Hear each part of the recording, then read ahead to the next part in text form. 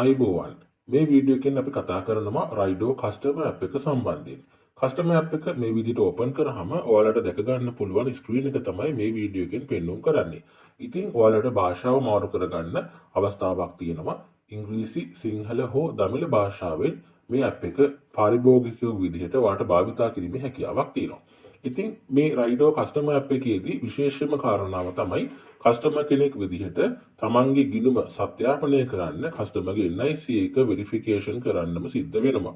මොකද වර්තමානයේ ලංකාව තුළ පවතින ආරක්ෂක හේතුන් මත ඇප් එක හරහා කස්ටමර් කෙනෙක් රයිඩ් එකක් දානකොට ඩ්‍රයිවර්ගේ තියෙන ගැටලු විසඳ ගන්න, කස්ටමර්ගේ තියෙන ගැටලු විසඳ ගන්න NIC එක ඩ්‍රයිවර්ගෙන් විතරක්ම අරගෙන හරියන්නේ නැහැ. කස්ටමර්ගේ NIC එකත් අපි ආයතනයක් විදිහට අපි සත්‍යාපනය කරන්න අවශ්‍යයි කියලා සිතනවා.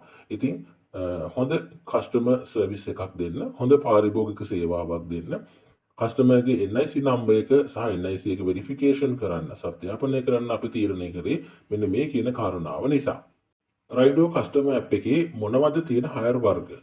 රයිඩෝ කස්ටමර් ඇප් එක හරහා මගී ප්‍රවාහන, ඩිලිවරි, ආහාර ඩිලිවරි, ලොජිස්ටික්, බර වාහන සහ ප්‍රථම වතාවට බෝට්ටු සවාරි මේ කස්ටමර් ඇප් එක හරහා වෙන් කර ගැනීමේ හැකියාවක් තියෙනවා. ඉතින් මේ රයිඩෝ ඇප් එක හරහා අපිට ලබා ගන්න පුළුවන් සේවාවන් 6 ආකාරයක් මූලික ආරම්භයේදී අපි ඔයාලට ඉදිරිපත් කරනවා.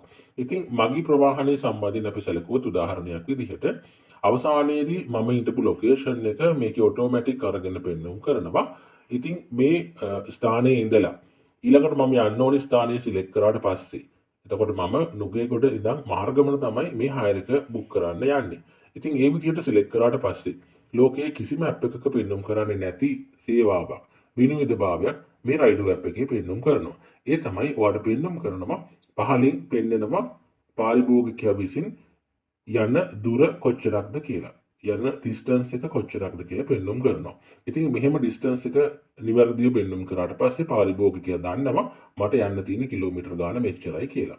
ඊළඟට අපි වාහනයක් සිලෙක්ට් කරන්න ගියාට පස්සේ වෙනත් ටැක්සි හෙලින් ඇප්ස් වල තියෙන ක්‍රමවේදයෙන් සම්පූර්ණයෙන්ම බැහැර වෙලා රයිඩෝ ආයතනය විසින් හඳුන්වා දීලා තියෙන විශේෂම ක්‍රමවේදය තමයි තමන් යන්න කැමති ස්ථානයේ තමන්ට යන්න අවශ්‍ය ස්ථානය තේරුවට පස්සේ ඊළඟට තියෙන්නේ පාරිභෝගිකයා විසින් මේ ආකාරයට යන්න කැමති වාහන වර්ගය තෝරන්න. මේ විදිහට වාහන වර්ග වෙනස් වෙන්න පුළුවන් ඔයා තෝරා ගන්න සේවාව අනුව. ඒතකොට පැසෙන්ජර් හයර් එකක් යනවට වඩා පාර්සල් ඩෙලිවරි එකක්, හෙවි ඩියුටි එකක්, ලොජිස්ටික් එකක් මේ විදිහට තෝරන සේවා වර්ගය අනුව තෝරන්න ලැබෙන වාහන කාණ්ඩ එකින් එකට වෙනස් වෙන්න පුළුවන්. ඉතින් මේ ආකාරයට පැසෙන්ජර් හයර් එකක් මේ අවස්ථාවේ තෝරන නිසා මෙන්න මේ කියන වාහන වර්ග තෝරා ගැනීමේ හැකියාවක් පාරිභෝගිකයෙකු විදිහට රයිඩෝ ඇප් එකෙන් ඔයාලට ලැබෙනවා. ඉතින් රයිඩෝ ඇප් එක ගැන තවත් දේවල් දැනගන්න channel එක subscribe කරලා අපිත් එක්ක දිගටම එකතු වෙන්න.